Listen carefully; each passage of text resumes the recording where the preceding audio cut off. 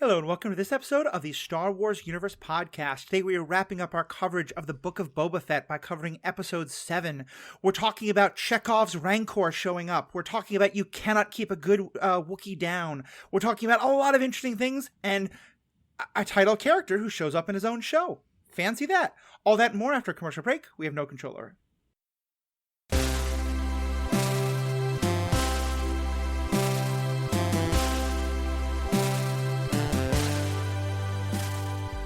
Welcome back. This is Matthew, your host. I'm joined again by Paul Hoppy and Ashley Coffin. Folks, I'm glad we can kind of get back together to wrap up our coverage of this pretty interesting TV show. Back together.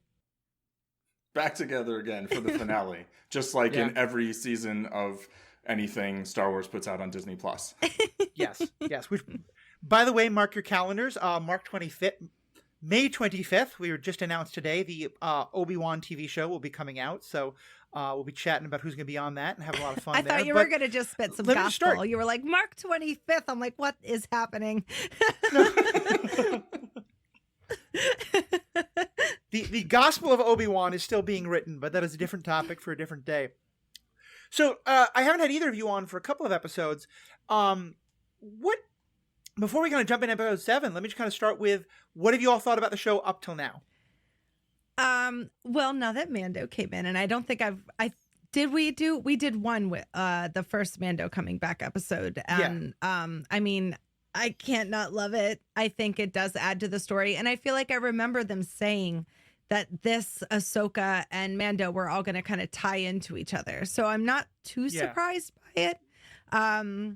But there are some things I have some questions about, like Luke. I mean, I thought only a Sith delivers ultimatums or whatever. What's going on?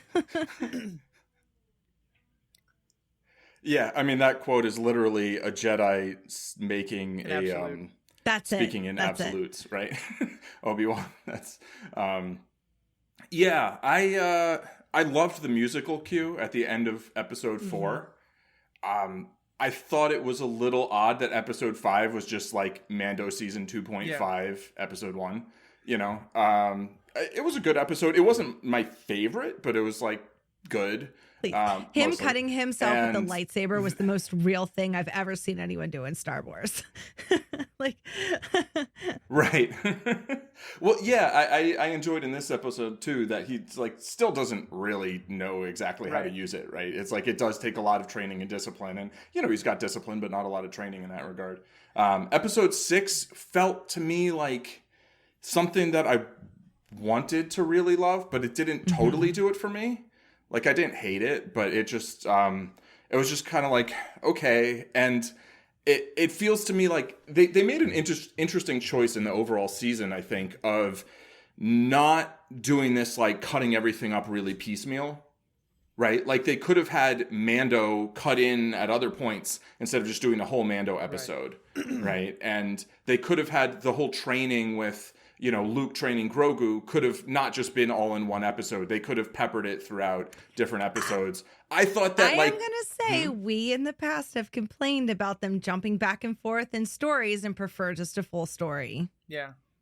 Yeah, and that's sort of where I'm going with this. That, like, I like the idea of doing it this way. No. I mean, that's kind of my point. But then my point is also, like, I don't know, sometimes be careful what you wish for. Like, I really did like the way they chopped up the backstory, not, you know, like back and forth.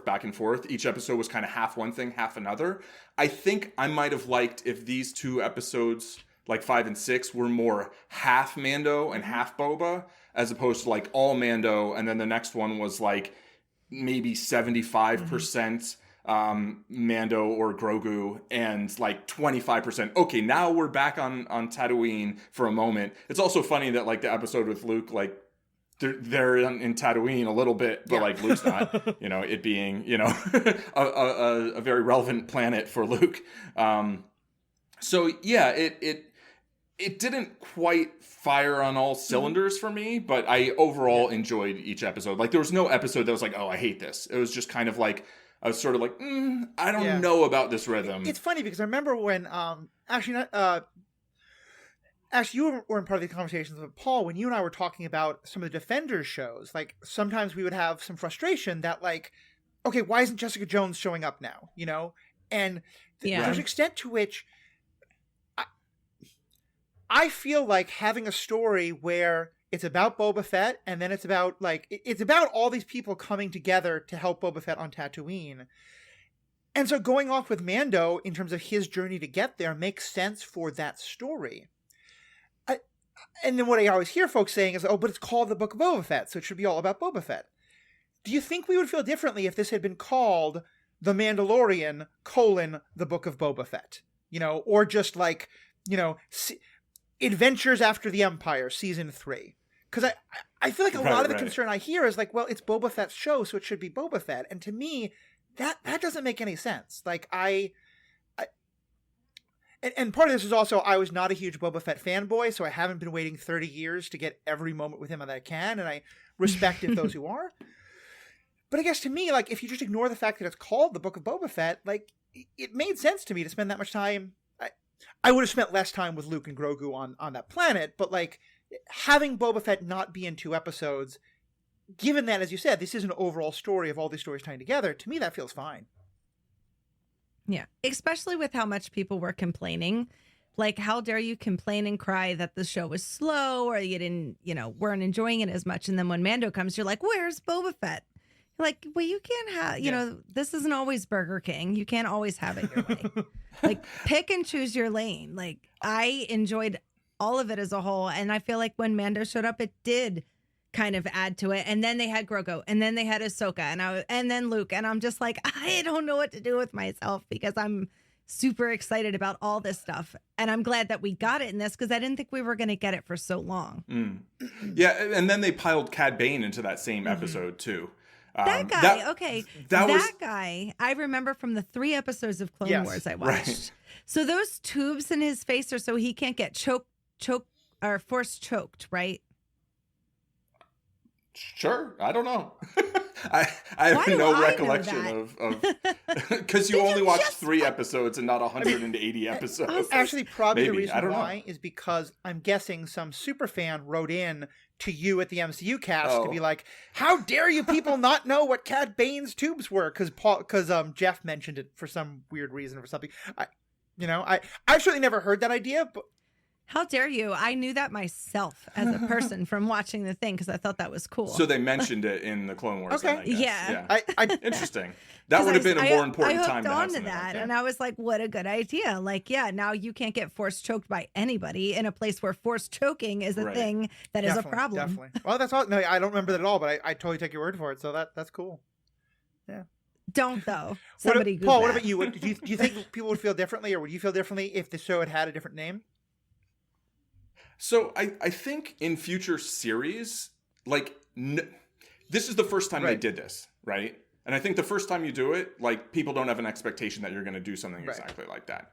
And so I think a lot of times when people like something or don't like something, sometimes it's just, most of the time maybe, it's on its own merits, but sometimes it's that somebody has a certain expectation and that expectation isn't met, or you get a big surprise that exceeds expectations, right? And so here, I think not having an expectation, when Mando showed up, I was like, oh, cool, we're going to get some Mando here. And then it's oh, we're still here. Okay. And now we're building a ship and we're going to be doing this for 20 minutes. Okay. And so to me, it was that I had certain expectations. I do love the idea of, kind of what I like is having different shows that are focused on their own little corner of the universe and then kind of bringing characters in. This felt a little bit less like that and more we're just going to have another, this episode felt kind of like a coda to Mandalorian season 2, where it's okay, we kind of have to show what he's actually up to after he doesn't have Grogu with him, and then we have to kind of show what Grogu's up to, and now we can kind of bring Mandalorian back into Book of Boba Fett. And because they sort of left him at such a climactic point at the end of season 2, right? And it was we don't know what he's going to do next. And so I didn't dislike it. It just it just wasn't, it felt a little out of tempo to me and unexpected, not entirely in you know, and some of it's just like what was in the episode. Like I liked what was in the episode, but it wasn't like, oh yes, you know, I think you felt a little differently, right? And so I think it's just going to play differently. Yeah, I mean, in terms of episode 6, you mean? Yeah. I meant in terms of episode 5, but yeah, episode 5 I absolutely loved also. all of. Episode 6 I had some problems with. I kind of think, I remember when we talked about the last episode of Mando season 2, we said that one reason why Luke was so effective was that he was such a small appearance. And I kind of thought like, we're past the we are now past the uncanny valley point where I feel comfortable with that. I'm just like, cast an actor if you're going to use him that much. But it also feels like it's wearing off a bit. But anyway, so putting all that aside, let's talk now about episode 7. And there's a lot of things to get into, but I wanted to start by this, and it's mostly for Paul, but Ashley as well. And depending on how well you have memorized the movie Desperado. Paul, yes. There's one particular shot that is like a shot for shot exactly the thing as Desperado. Did you catch that as well? I mean, the whole, just that whole sequence of them coming out felt very much like, you know, Robert, he got his gun sequence. Like he got exactly what he wanted. And there. like it felt like what Kino with the rocket launcher and it felt very much like that. It was so amazing. Yeah, I totally get that. The thing that felt to me like almost like a replica of the same shot was there's a scene in Desperado where the young apprentice to the villain is like up on a rooftop and he gets shot and then he kind of like falls off the building shooting as he's falling. And then there was like Pike who did the exact same thing. Yeah. And I was like, okay, cool. You have that in your bag of tricks. You wanted to show us that again. That's a fun dynamic. Go for it. It was even more Once Upon a Time in Mexico, though, with like the group working together, with the two of them, just like the camera is just circling them while they're working together in sync. And it was just perfect. And I was waiting for, like, they made some choices this episode. I was like, okay, Disney, let's get dark. Yeah. Let's do this. I really enjoyed it. Yeah. Paul, what about you? What's your overall feeling on the episode? I mostly enjoyed it. Like, I don't have any huge complaints. Like, there was a moment when I was like, oh, are they just going to kill everyone off? Okay. I know, you know, but that's like, that brings like the tension. Yeah, I guess. I don't know. Like, it does, I guess, for some people. For me, it doesn't necessarily feel super... like, that's actually kind of my least favorite part in Desperado is like when he calls up his friends come to this one, you know, showdown and then they both immediately get killed, basically. I'm just like, okay, I could do without that. But like, but yeah, the action felt very Robert Rodriguez, you know, and yeah, you know, it felt like there were stakes. And then when, you know, Chrysanthemum showed up again, it's like, oh, okay. So, you know, he's fine. Like the Gamorreans probably didn't survive the drop. Yeah. They were the only ones that's when I was like, dang, Disney. Wow. Yeah. For a moment though, I was like, oh, are you just killing off all the non-humans? Like, not cool. Yeah. You know? I definitely had a couple moments when the Rancor was shot and I was like, oh, are Ashley and I doing this episode alone? Because if the Rancor dies, I think we're doing the episode alone. No, I would just like rant about it, but yeah, I felt like it took a while for the Rancor to show up, and that's the thing where like I feel like they wanted to make it clear in episode 3 that was going to be a thing, but then I felt like episode 6 they could have had some like, you know, cut in, give us a little more Danny Trejo like training. They could have showed him training Boba Fett to ride the Rancor while they're showing Luke training Grogu, you know, like cut some training scenes back and forth. Like if they were going to cut in more, I feel like that actually would have been a pretty good opportunity to do something like that. That could be a fun montage. I think that's kind of how I feel about the overall episode. Like they wrapped up the story in a way that I felt fine about. They didn't do any of the things that I was afraid of in terms of like killing off a whole bunch of people or having the Rancor die or some other things like that. Although I do think that introducing one of the best villains from the animated show into live action and then killing him off is a like Marvel level mistake of mistreating a villain. So I was like, John Favreau, stop giving Filoni those ideas.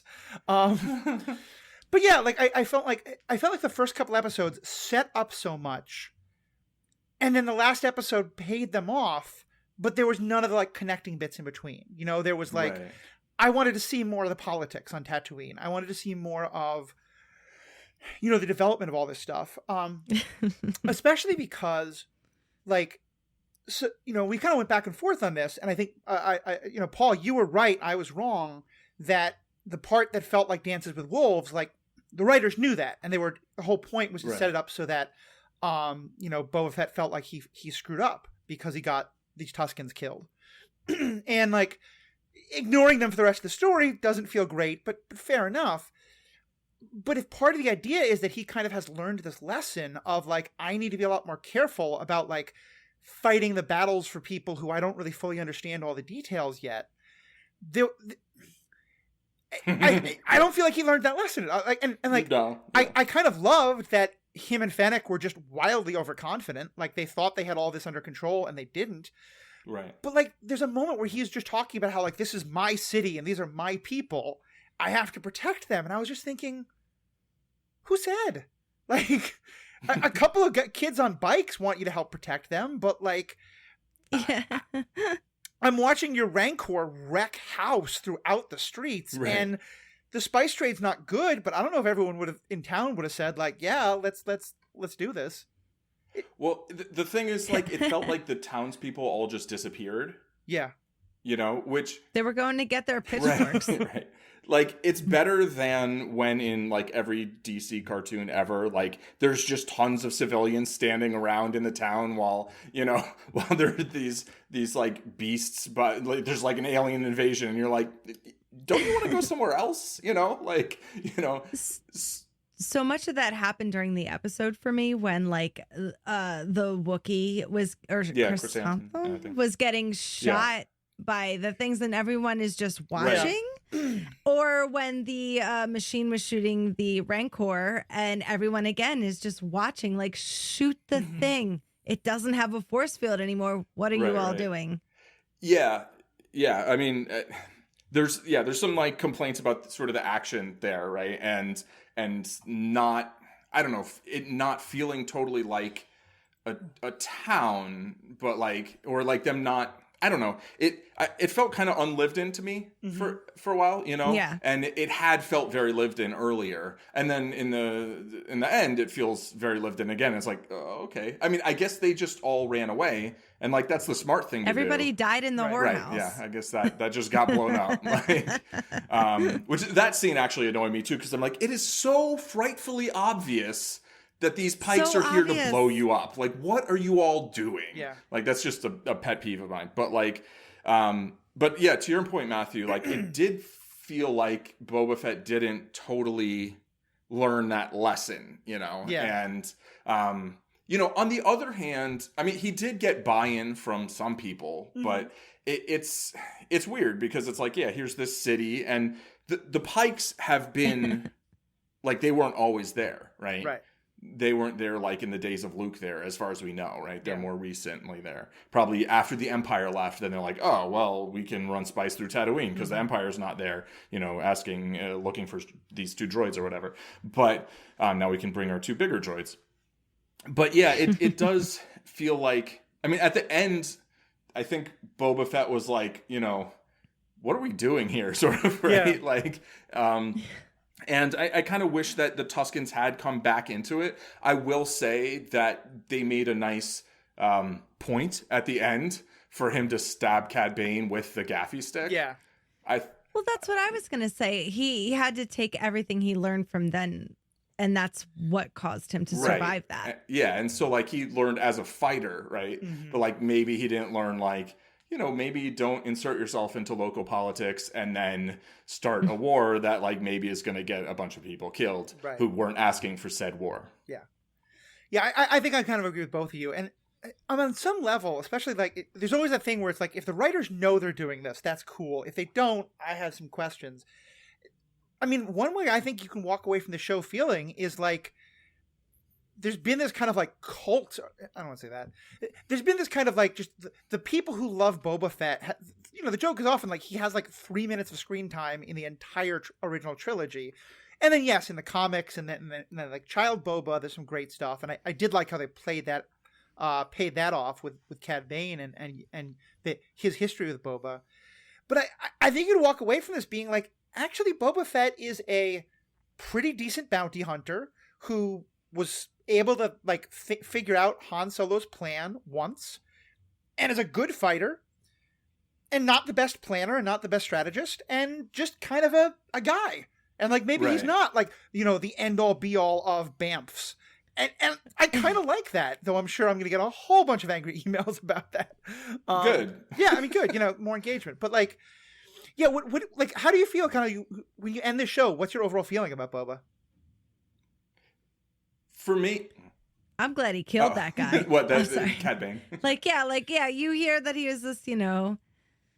I'm glad he killed him. I thought he was going to let him live. And I was like, don't let that guy live. That is a bad idea. That is a bad. Yeah. Oh, good. He killed him. You don't let that guy live. There's like this narrative of like Boba Fett being like too soft in this. And like, okay, when he's like, well, if you all just remain neutral, we'll be good. And then like for him to actually expect them to remain neutral, it's like, Boba, you probably, you know, could have thought that one through a little bit more. But like, I don't know. I recently rewatched Return of the Jedi. Boba goes out like a punk in that. Yeah. Like, he's, you know, it's like, he's not covered in glory. I mean, he's covered in the internal acids of the Sarlacc, right? Yeah. But, so, like, this idea, this, like, mythos of Boba Fett being this, like, you know, this epically amazing bounty hunter, it's like, that maybe in some of the extended universe stuff, that's the case, right? But in terms of the, you know, the movies and even the Clone Wars TV show, in the Clone Wars TV show, when he's a kid, he's like, yeah, I'll blow up Mace Windu.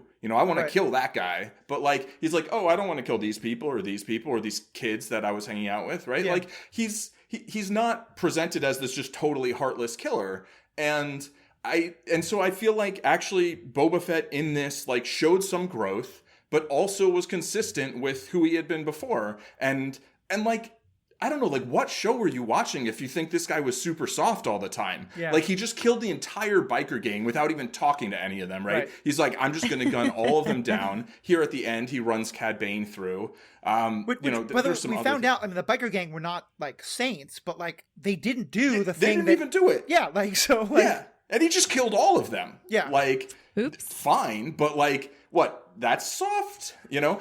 He's trying to make allies as he goes along. Like, you can't just kill everyone that you ever have a disagreement with. Then you have no one working for you. That's one of my biggest, like, villain trope complaints is, like, when the villain always has to kill one of their own minions to show how bad they are. It's like, how bad they are at their job. Yeah. Like, you know, that's not good for worker morale. That's not going to get you, you know, a good army. Like, you need, sure, like, you aren't always going to forgive everyone for everything all the time. But like, if you just go around killing everybody, like there's not going to be anybody left to work for you. Like he's trying to build something in this show. That's very clear, right? He has this idea of what he wants to build.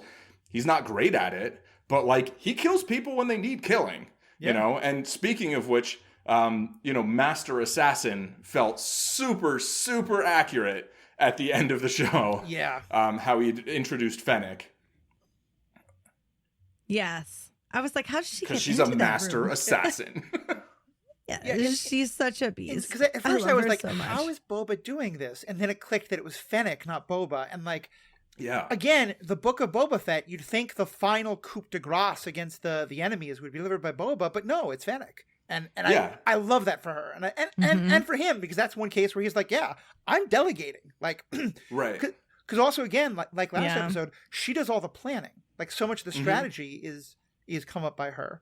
It's just him and again, their strategy gets totally punked because they trust the wrong people. Right.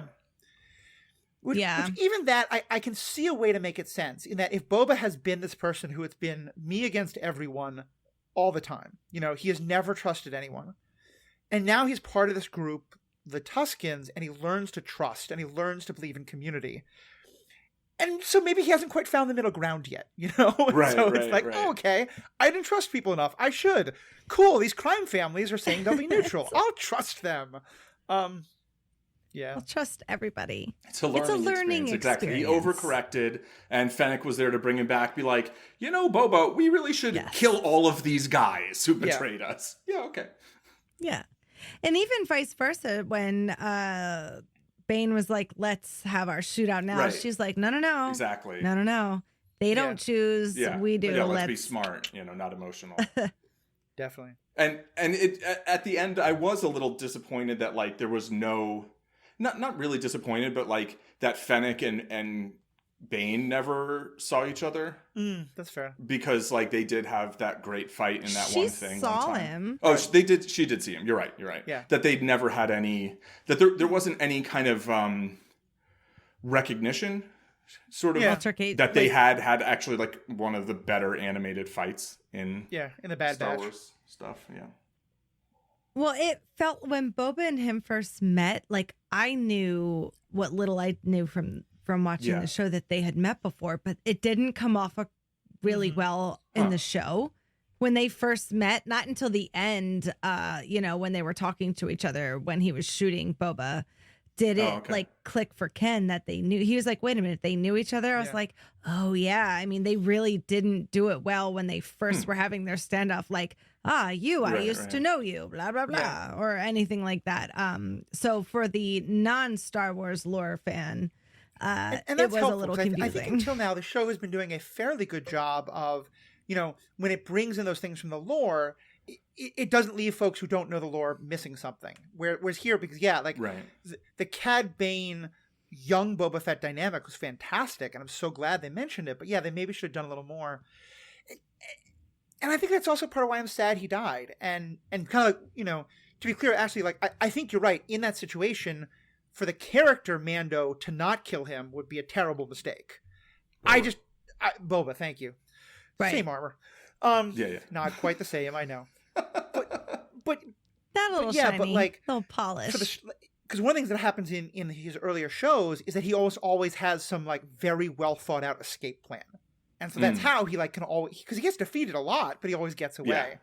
Yeah. And so given that like there's stuff that with him and Fennec that hasn't really been resolved, given there's a lot more stuff with him and Boba that hasn't gone into, and just that he's such a good character, I was a little sad to see him die. Well, doesn't he knows Obi-Wan too, when Obi-Wan was doing his thing that Tim McGraw did when he pretended to be like a different country music singer. He's like, I'm not Tim McGraw, I'm this emo guy. What was it that Obi-Wan was like pretending to be a bounty hunter? Right. Yeah. And there's some competition to see like who got to go be on Bounty Hunter Idol or whatever. Yeah. So I remember when he was walking up in episode 6, I guess, when he killed Timothy Oliphant, which I'm very upset did you watch about, the post-credit scene? He's in a he's in a Bacta tank. He's in the Bacta tank. Oh, okay. Well, so they showed up there and they were like, we got to defend him. Yeah. Right. Why would they lie? Wait, what? When the group came from the new Freetown, why did they tell them that he was dead? They were like, they shot him dead in the street. He shot him in cold blood. I think it was a little vague the way they said it. It implied that he was dead. Also, I think he was like mostly dead, So it's like a TBD thing? Yeah, it was sort of like, he's not doing well. Like if you didn't get the Bacta tank and then you see the the guy who fixed up Fennec, the moderate, what's his name? What's he's called? The modder. Right. So he shows up and he's gonna replace some of the innards, I think. Of is that who that guy was in the cutscene for this one? Yeah, at the end. Yeah.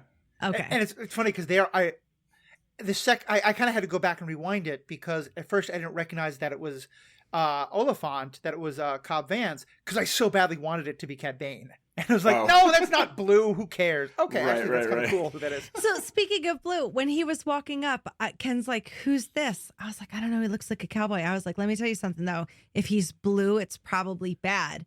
Because I thought it was Admiral whatever Blue his name is. Thrawn.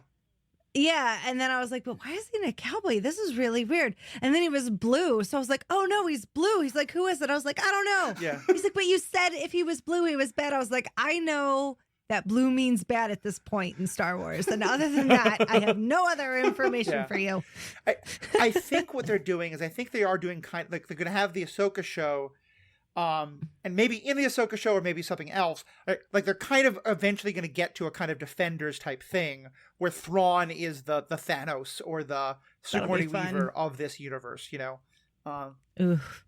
I love a team up, That's honestly probably why I liked it. I knew all of this was leading up to one giant team up. And I honestly thought that Grogu was going to come through with the X-Wing and he was going to take out the Scorpion Walker thing. Yeah, that would have been hilarious. Pew, pew, pew, pew, pew, pew. That's what I thought. Or R2 was going to do it. Yeah.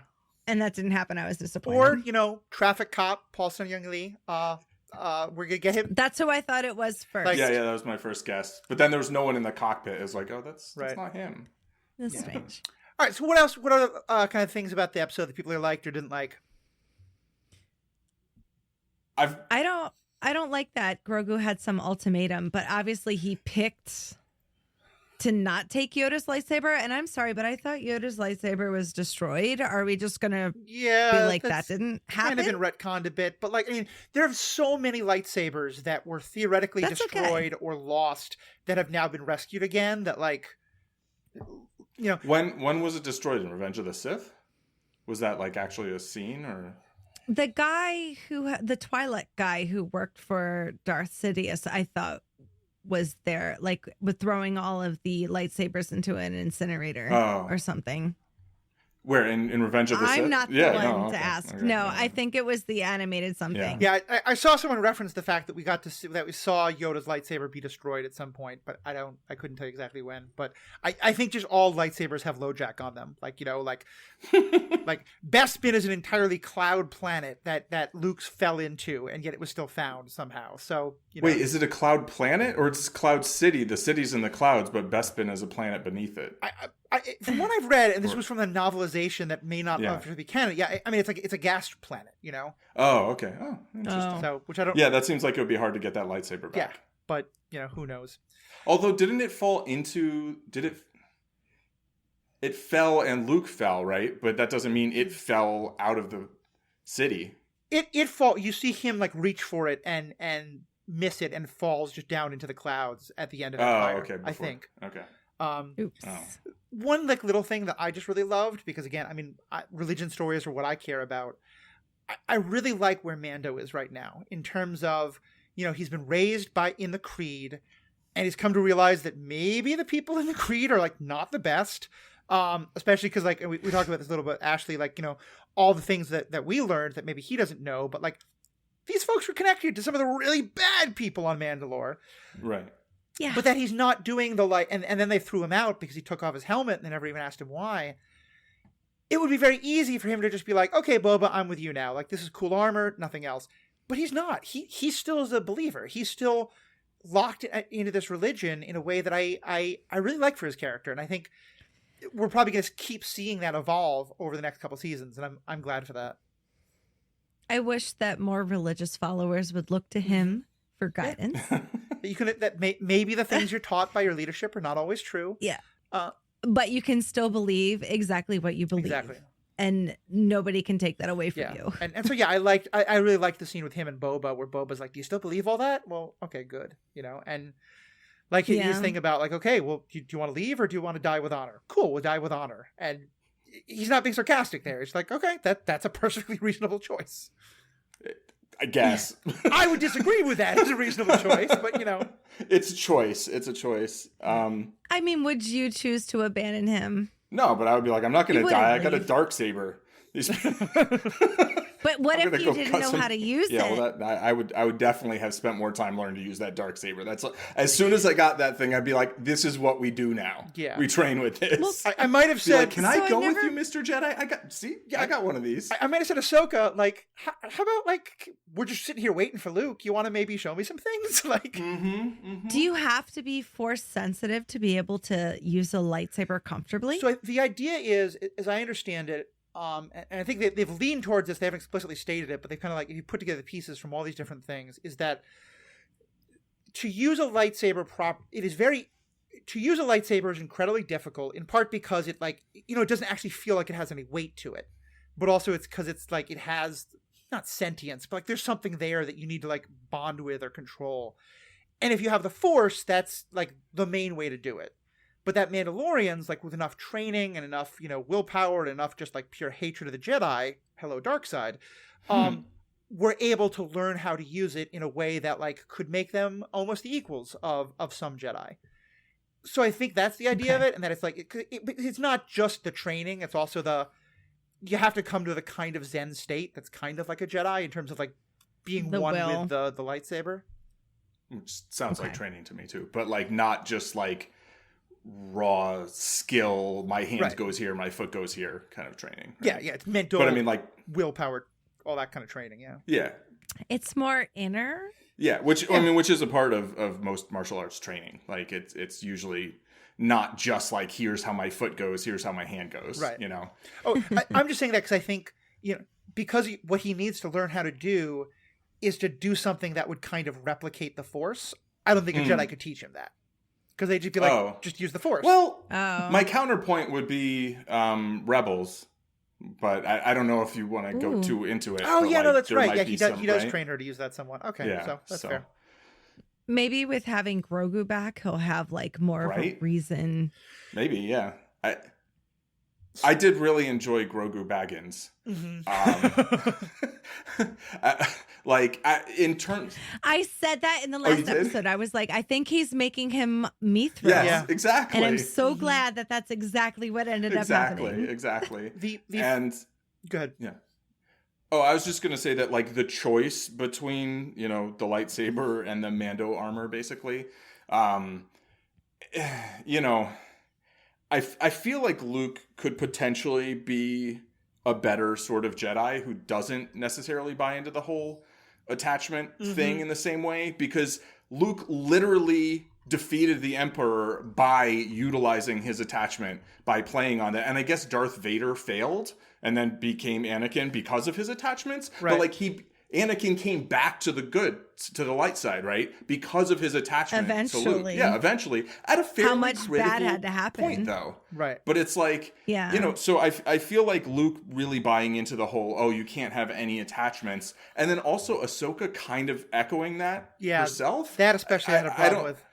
I don't really buy it. I mean, I guess with Luke, it could be like, okay, I'm the last Jedi. Oh, wait, there's some other Jedis. But then, okay, I don't know. They're out in space, like in some time warp with these space whales. But like, thinking he was the last Jedi and wanted to continue training or learn how to train people, he's probably chatting a lot with Force Ghost Yoda, right? And like Yoda's probably like, oh, it's got to be like this or this way it has to be. But like... Hand up at the back, but wouldn't Yoda have known, like Grogu would have known everybody since he was at the temple during the 66 thing. So if he's talking to like Force Yoda, why wouldn't he be like, hey man, can you tell me about, or even have Yoda tell him about I think Grogu? It's a combination of he was too young. Like, I mean, how much do you remember from when you were like 1 or 2 years old? But also... Well, Yoda was... Right, and Luke could talk to Yoda. Oh, yeah, exactly. Right. And that's what I'm talking talking to Force. Okay, Force that direction Yoda. I think would make So Luke got a real weird like interview with the vampire thing. He was like, "I'm going to give you the choice that I never had." Right. But like, he chose to be a Jedi. It was just a very weird scene. I will just say that the one thing that I did like there was that Luke gave him a choice. Yes. I don't like that it's like a either or, it's binary, right? But it's better absolute. than a non-binary than it's like you can do this or you can do this, as opposed to be like, no, you're going to do this. We kidnapped you from your parents and now you're going to be one of us. Yeah. And like maybe somewhere the Jedi did that more, but like I don't think we usually saw it, right? It was kind of just assumed, oh, you're Force sensitive, you'll be a Jedi and we will take you from your parents when you are young. Yeah. It was very Lestat about it all. I think here's the thing, and I think I don't want to go too far back into last episode. Well, actually, no, it's fine because I mean that's what the whole season's about. Well, it plays into Grogu's decision here, I think. First, just one small thing about Grogu. It was silly, but the forced jump into Mando's arms was just so ridiculously adorable that, like, how do you not love that? I loved it. Mando seeing him on the back and being like, "What are you doing here?" I feel like here's kind of what's happening with Luke is that. And I'm frustrated by it because it feels like a little bit like they're painting in too broad strokes and not leaving room for nuance. In that, what I kind of see happening is, in the extended universe books, Luke becomes almost a demigod. Like, there's just book after book where he just is wonderful and great and raises the Jedi in good ways and maybe makes some mistakes, but always fixes them, always triumphs. And like, I think for that reason, a lot of the fans came to think of Luke as just this like awesome, wonderful, can do no wrong character. Now, again, there are many reasons to disagree with the character choices he makes in Last Jedi, and I'm not saying you have to be that or even reopening that can of worms in the slightest. But I think that one of the reasons why some people were so upset by Last Jedi is because of that kind of like, this is not those comments were ones you saw all the time of like, this is not the Luke from the extended universe. This is not my hero Luke that I've had for the last 30 years.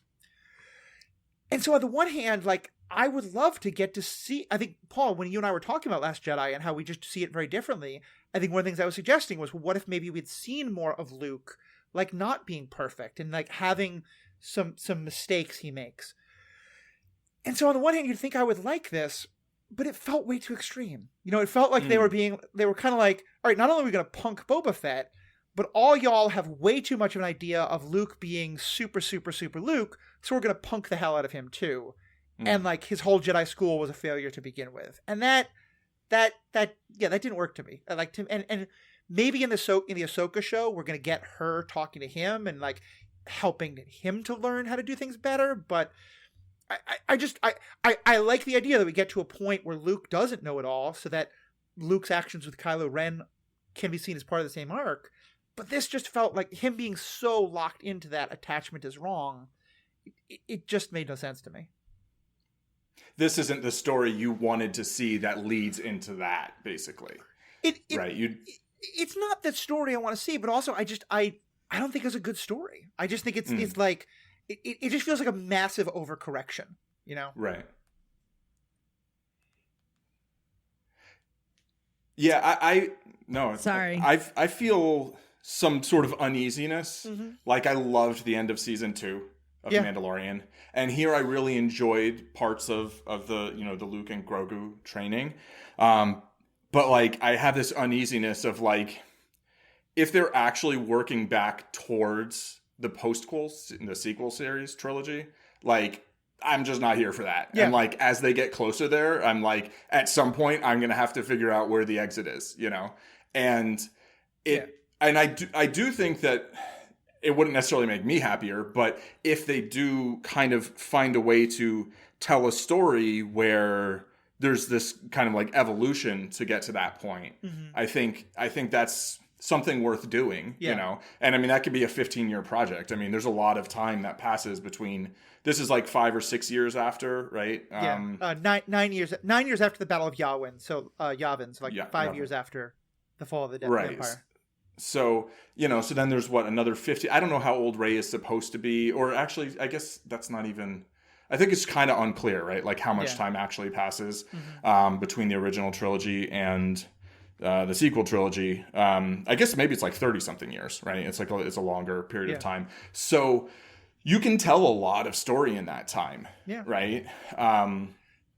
And maybe that's what they intend to do. Maybe they also intend to do like a multiverse, kind of the timeline splits, depending on whether Ezra grabs Ahsoka or doesn't. I don't know. But like, I feel like the smaller stories are very interesting to me. And as it kind of tries to get back into those more large, like struggle for the galaxy, I have concerns. I guess is what I would say. And that's kind of where I wanted to go with the next question. And first of all, I'll just say, Paul, just to be clear on that, I agree. I'm not saying that I want the story of how Luke got there. I was just saying as a thought experiment that I think for some folks, if we knew more about that, then how Luke gets to where he was with Kylo would make more sense. Yeah. But yeah, I feel like there's just, we all have the Luke we want. There's no way to tell a story that's going to make everyone happy. I mean, you shouldn't tell a story to make everyone happy, but like, and if you do, cast a damn actor. Stop with the uncanny valleyness of it. I thought it looked really good. I think it's fine. It doesn't bother me. Okay. But it doesn't bother me at all. I do think that that there probably is an extent to which they're like, well, we don't want to show his face too much, or like, you know, we can't have a whole series of this or whatever, that I think at some point it's like, it is going to be an impediment to something. And it's like, we have Sebastian Stan, like he's on deck. He's ready to go. Mark Hamill signed off on him. Let's do it. He really is. He's busy if you haven't been watching Tommy. We're not going to see that much of him in Star Wars. That's for sure. Yeah. If you guys want to see an Empire Strike Back, Go watch Tommy and Pam. Some lightsabers are exposed, as I understand it. No, yeah, and I very much agree with that. I think in some ways it's the voice that was throwing me more than the visual effect, but okay. But also I'm just like, don't replace human workers with machines. Like, well, there's still a human worker there. Come on. They've got 2 human workers. I know. They're using twice as many humans. Okay, it's better than. Also, do we have to be so anti-droid? Anyway, go ahead. Anyway, I just did the Matrix episode yesterday. Save it for that. Which, Paul, you had the chance to be on. You didn't. So I did. You missed your chance on droids. No. So that's kind of get back to the question I was going to ask, and I from you at least, Paul, I think where you're leaning, but we got to the end of season 2 of Mandalorian, and one thing I think we all said was that, that like we were sad to see Grogu go, but it was kind of time for Grogu to go. Like he was just too powerful. His story was too big, and we kind of liked that Mando was going to be back onto his own. How are we feeling about now that Grogu is back? And super happy. Yeah, I didn't want 2 different stories. Yeah, I could have done with like a season of Mando on his own after the way we finished season 2 of Mando. That would have been fine. Yeah. Now that they're back together, I'm like, this feels right. Yeah, like, that's fair. It feels right. That's what Book of Boba Fett was for. Grogu can like do stuff on purpose now. Yeah. Like I really enjoyed those 2 things. It was, the like Deus Ex Grogu, but like it wasn't entirely, right? Yeah. It was more of a shared, it was a big battle against a lot of enemies. And then honestly, maybe my favorite part in the whole episode and like maybe even the season is when Grogu has the Rancor take a nap and then sits down next to him and takes a nap. And it's like, that's how Jedi should have done. Like they're all going around cutting off people's arms. It's like, you have the Force. Just tell people to take a nap. You are getting sleepy. This is not the consciousness you are looking for. And so I enjoyed that, and that it was kind of like a non-violent end to the conflict there. Yeah. I think it makes sense. Like I think in an ideal world, I would love to keep seeing Mando is his own, Mando and Boba Fett are doing like small level things, and then eventually we get some sort of big team up thing again, and so Grogu and Mandalorian are reunited. I think it's gonna be like there's just so much cuteness and so much interesting story to tell, as well as like we now have another Force user who's been like, no thanks, Jedi, right? So I think there's gonna be some really interesting stuff that we go there. We actually had a related question. It's exciting. Questions. Evan Gundy wrote in, I'd like to hear thoughts on Boba and Fennec moving forward and if they'll pop in on other shows.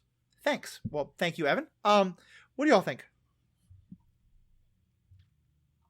I mean, I feel like they owe it to Boba and Fennec to have them pop in The Mandalorian at this point.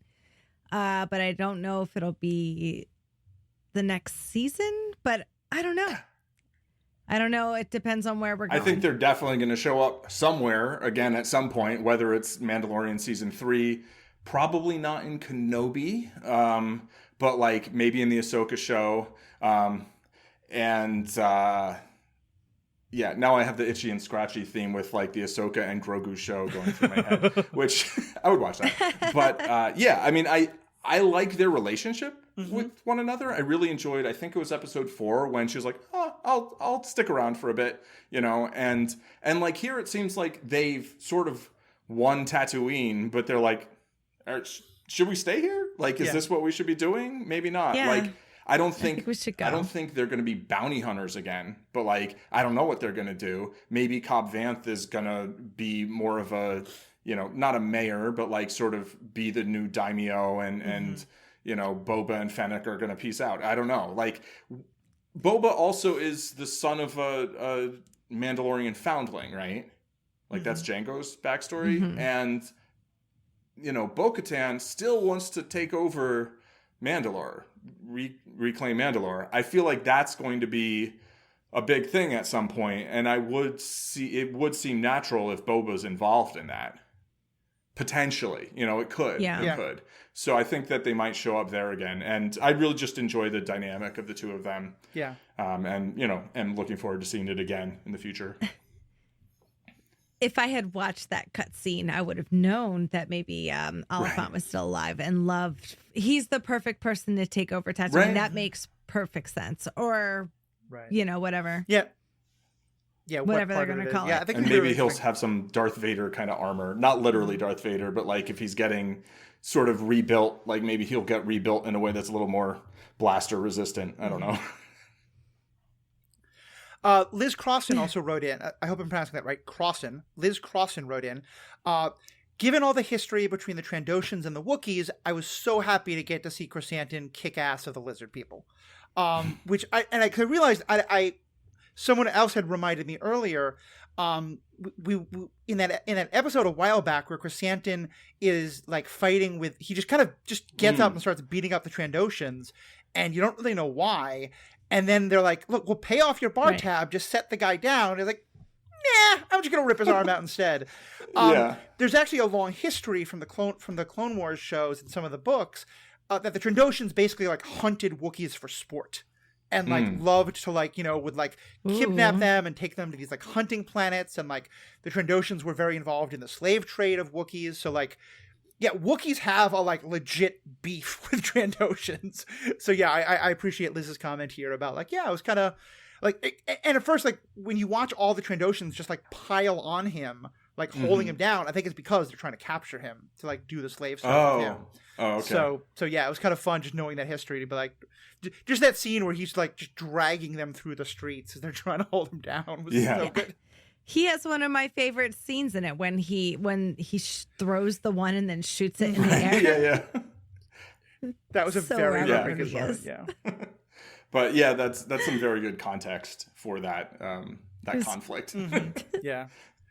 So yeah, thank you to both of y'all for writing in. Another little thing that I just loved, at one point, Boba is talking to Cad Bane. I think in that first confrontation, he says, I don't negotiate with gutless murderers. And Cad Bane basically says the like Star Wars-y things version of that's the pot calling the kettle black. Right. Which I kind of love. Like 5 years ago, he's making deals with Darth Vader, like, and Jabba the Hutt. Right, exactly. And I mean, Fennec Shand, his master assassin, is literally a gutless killer. So yeah. Oh, literally. Courage. Yeah, that's fair. Literally. That's fair. Mind your words. I mean, she literally got her guts cut out and replaced by mechanical. Okay, yeah. Now that I've explained the joke, it's much funnier. It's like, meanwhile, the Rancor is wreaking havoc down in Southern Tatooine. There were so many things that I just loved. All right. Any other last things you wanted from the episode you want to bring up or dive into? I've got two little things. One, the jetpacks I thought were really well used until they weren't. And they're just like, yeah, we're not going to use the jetpacks anymore. I was like, why are you running? Why are you running? My theory is that they only have so much fuel, maybe? That would be the only way that could at all explain like why they use their jetpacks effectively. Yeah. And then they just completely stop using them because it makes no sense. But and then the other like my favorite little totally almost irrelevant moment was at the end when Boba and Fennec are walking down the street, and it feels very much like that scene in Ip Man where after he's like had this duel and like everyone's like, oh, here, have some of these. No, it's on the house. And someone gives I think gives Boba a Meluron, right, which he then gives to Chrysanthemum. Yeah, and then the dude wants some and. Yeah, they call it a Chrysanthemum melon. Yeah. is not going to show. They what? I think they. Oh no, you're right. I think it's a. Yeah, it sounds like melon, but yeah, I think Meluron. You're right. Yeah, it's definitely the pivotal fruit from Rebels. Oh yes, that's right. That's right. Okay. And they had shown these. They'd like knocked over a basket or a cart of Melurons earlier. And I want there to be like a My Cabbages meme in Star Wars going forward. Whenever something gets knocked over, it's always Melurons. It's like, oh, my Melurons. I don't know. Anyway. That would have been great. It's the small things. Yeah. I definitely agree with the jetpacks. Like I was thinking before when you were talking about like people coming back, I think one thing the Star Wars universe sometimes has trouble with is they introduce a power and then you're sort of like, okay, but why don't people just use that power force forever? Anything? Like Right, like Force Speed in the Phantom Menace. Force Speed, or like all these Force ghosts coming back to like Luke could have all these people. I mean, granted, it's only like right. He's got a whole faculty. Like Qui-Gon could be coming back, Obi-Wan could be So anyway, no, it's true. It's true. Yeah. So I think kind of overall, I'd say like I enjoyed this show. I think of it as season 3 of The Mandalorian. I'm like, and Filoni said that you should think of it as kind of season 2.5. Right. I think it's the weakest of the 3. And I think it definitely had some great moments. I think it had a lot of things that I really enjoyed. Yeah. And it certainly makes me now still very interested to see where all these characters more than just standalone stories, because I love a team up. I feel like that's where they went wrong with Defenders is I guess they had that taken from them and they weren't allowed to make anymore. But if earlier they had just started to make a Defender show and then have everybody weave in and out of the episodes, they did it with Luke Cage, with Iron Fist showing up. And I honestly feel like that episode of Luke Cage with Iron Fist was the best we ever saw him. So I don't mind that so much. I mean, Paul and I were talking about how like there's been these ensemble TV shows, like the Clone Wars is a great example, but also Justice League Unlimited, where just like it's not about any one character; it's about this group of people. And sometimes you have a Batman character arc, and so you just go with Batman for a couple episodes, and then he asks Wonder Woman to help him figure something out, and we go off with Wonder Woman for 2 episodes. Like I'm okay with Mando League Unlimited, and like just tell us the stories you want to tell. Yeah, I agree. It at some points in execution, it just didn't quite click for me 100%. But I like where they're going with it. I like the idea of how they're doing it. I also I think this show had the least of things that I really disliked. Yeah, that's fair. Compared I felt to Mando that 1 and 2. Yeah. You weren't around for like a couple episodes, but ones that you were, we were like, we're okay with this. Yeah. And there wasn't any episode that was like, oh, no. I just really, no. Whereas both seasons of Mando had things that I really didn't like, The ice spiders will always stand out. Oh, yes, that's a standout moment. But like maybe the best things, my favorite things in Mando, are higher than this. So this was kind of more like a lower variance. Yeah. Like I enjoyed each episode, every week. Like after the first week I said, oh, maybe I'll just wait and watch all of the episodes at the end. Nope. I watched all the episodes at roughly midnight when they came out on the West Coast, and it was a show that made me want to do that. And there was never an episode that made me not want to do that. So, so I enjoyed it a lot. It's not like my favorite show ever, but like, I feel like I got what I wanted from it, and I'm looking forward to whatever the next thing is. Yeah. Agreed. And frankly, I'm just so happy we have Star Wars content, especially after because like I think this is going to be one of 3 or possibly even 4 Star Wars shows we're getting this year. They just said that Obi-Wan is going to start in May.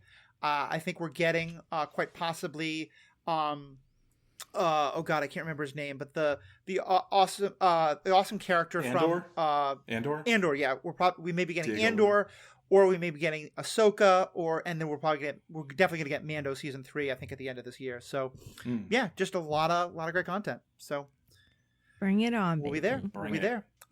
Anyway, so thank you both so much. Paul, tell us about the Zen Madman and what Zen Madman's up to.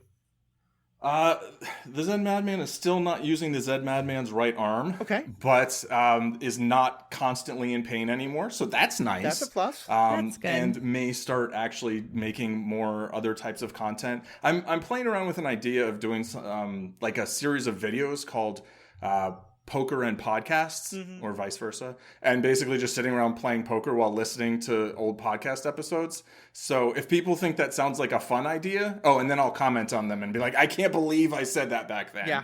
Or like of your own old podcast. Yeah.